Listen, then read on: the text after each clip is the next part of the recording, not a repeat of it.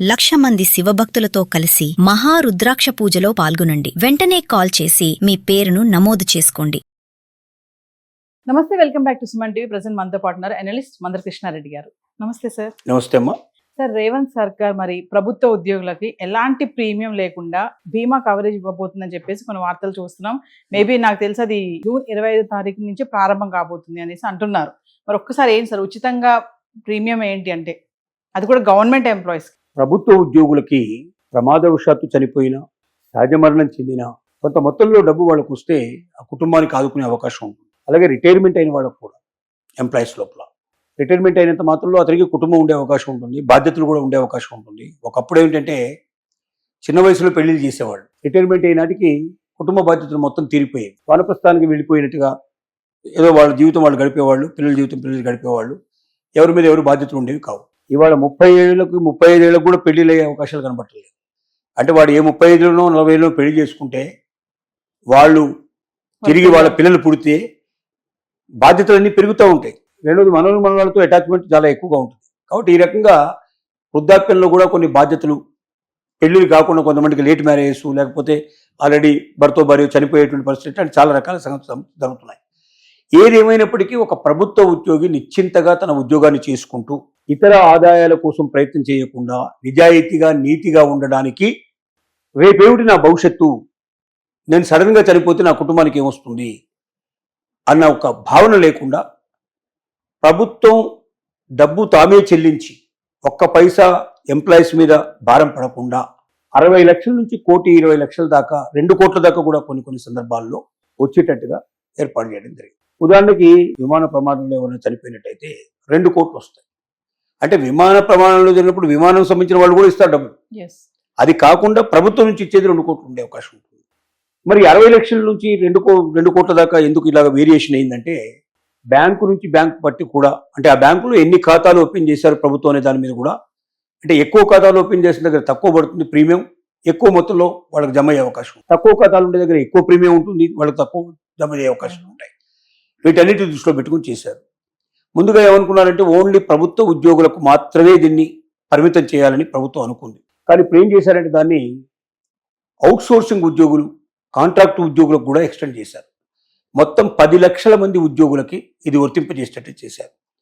దీనికి మూలంలోకి మనం వెళితే సింగరేణి గనులు ఏవైతే ఉన్నాయో అక్కడ సింగరేణి కార్మికుల కోసం మొట్టమొదటి ఇలాంటి ఒక బీమా పథకాన్ని తీసుకొచ్చారు. ఆ బీమా పథకం బాగా సక్సెస్ఫుల్గా అక్కడ అయింది.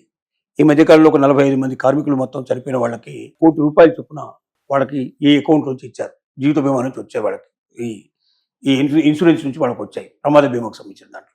అంటే అది చూసిన తర్వాత దాన్ని మోడల్గా తీసుకొని మొత్తం ప్రభుత్వ ఉద్యోగులకు దీన్ని ఎందుకు వర్తించకూడదని బ్యాంకులతో సంప్రదించడం జరిగింది. దీంట్లో సుమారుగా 10 బ్యాంకులు ఉన్నాయి. ఈ 10 బ్యాంకుల్లో విడివిడిగా అందరితో సంప్రదింపులు చేశారు. ఏ బ్యాంకుకి ఎంత డబ్బు అంటే, ఈ 10 బ్యాంకుల ద్వారా ఎంప్లాయీస్ సాలరీస్ అన్ని కూడా ప్రభుత్వం నుంచి అందుతున్నాయి. కాబట్టి వాళ్ళ ఏ బ్యాంకు నుంచి అయితే ఇప్పుడు వాళ్ళు శాలరీ అందుకుంటున్నారో ఆ బ్యాంకు నుంచే వాళ్ళకి ఇన్సూరెన్స్ వచ్చేట్టుగా చేశారు. అది ప్రీమియం మొత్తం 10 లక్షల మందికి ఒకేసారి ప్రీమియం తీసుకుంటారు కాబట్టి చాలా తక్కువ మొత్తంలో ఒక్కొక్కరికి పడుతుంది. కానీ ప్రభుత్వానికి మాత్రం పెద్ద మొత్తంలోనే అవుతుంది, అందరికీ కలిపి టోటల్గా లెక్కేసినట్టయితే. ఈ అవకాశాలు దీంట్లో ఉన్నాయి. ఈ ప్రమాద బీమా లోపల సహజ మరణం చెందితే ఎంత ఇవ్వాలి, ప్రమాద బీమా ఎంత ఇవ్వాలి అనేది దీంట్లో రకరకాలుగా ఉన్నాయి.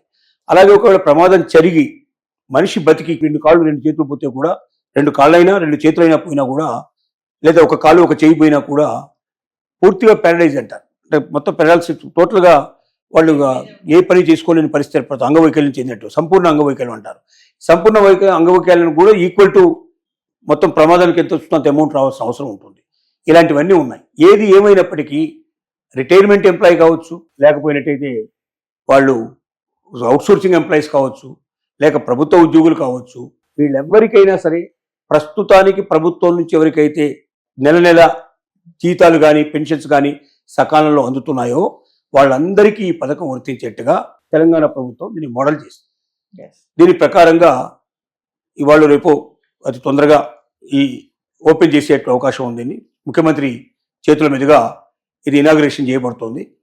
దీనికి మొత్తం రాష్ట్రంలో ఉండేటువంటి ఎంప్లాయీస్ ఫెడరేషన్స్ ఏవైతే ఉన్నాయో, ఎంప్లాయీస్ యొక్క అసోసియేషన్స్ పెద్దలు ఎవరు ఉన్నారో, జిల్లాల నుంచి మండలాల నుంచి కూడా తరలి రావాలని చెప్పి కూడా తెలంగాణ ప్రభుత్వం ఆల్రెడీ విజ్ఞప్తి చేయడం జరిగింది. ఇది చాలా భారీ ఎత్తున రవీంద్ర భారతి లోపల ఈ ప్రోగ్రామ్ని అరేంజ్ చేయడం జరిగింది. ఎస్ ఈ ప్రోగ్రాంలో ఇనాగ్రేషన్ అయిపోతుంది. ఒకసారి ఇనాగ్రేషన్ అయిపోయిన తర్వాత ఇది వర్తిస్తుంది.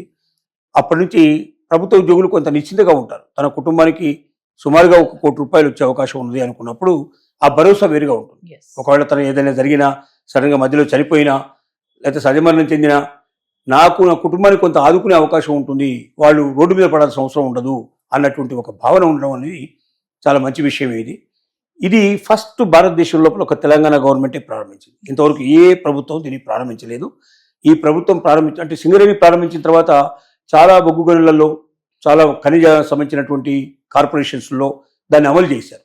అంటే తెలంగాణను ఆదర్శంగా తీసుకొని అక్కడ చేశారు. అలాగే తెలంగాణ ప్రభుత్వం చేస్తున్న ఉద్యోగులకు సంబంధించిన ఈ బీమా కూడా అనేక ప్రభుత్వాలు దీన్ని అనుసరించే అవకాశం ఉంది. భవిష్యత్తు లోపల ప్రతి ప్రభుత్వం కూడా దీనికి ఏర్పాటు చేస్తుంది. ఎందుకంటే డిమాండ్ కూడా పెరుగుతుంది. ఆటోమేటిక్గా గవర్నమెంట్ చేసినప్పుడు మీరు ఎందుకు చేయరని చెప్పి డిమాండ్ కూడా చేయడం జరుగుతుంది. ఏది ఏమైనప్పటికీ ప్రభుత్వ ఉద్యోగులకి ఇది ఒక నిశ్చింత. ఇకనైనా ప్రభుత్వం ఇంతగా తమ గురించి ఆలోచిస్తూ తమ తదనంతరం కూడా తమ సహజ మరణం చెందినా లేకపోతే ఏదైనా ప్రమాదంలో మరణించిన 60 లక్షల నుంచి ₹1 కోటి, ₹1,20,00,000, ₹2 కోట్ల దాకా కూడా వచ్చే అవకాశాన్ని కల్పించినప్పుడు ప్రభుత్వ ఉద్యోగులు పక్కచూపులు చూడకుండా ప్రజలకు సరైన సేవలు అందిస్తూ వేరే ఏ రకమైన లంచాలు కానీ అట్లాంటి వాటి కానీ మానేసేసి వారు కూడా ప్రభుత్వ చిత్తశుద్ధిని కూడా అర్థం చేసుకొని ప్రజలకు మరింత చేరువై తమ యొక్క ఏవైతే వాళ్ళు ఇస్తున్నటువంటి సేవలు ఉన్నాయో వాటిని అందిస్తే అది వాళ్లకు మంచిది, ప్రజలకు కూడా మేలు చేసినట్టు అవుతుంది అనేది మన విజ్ఞప్తి. Yes thank you.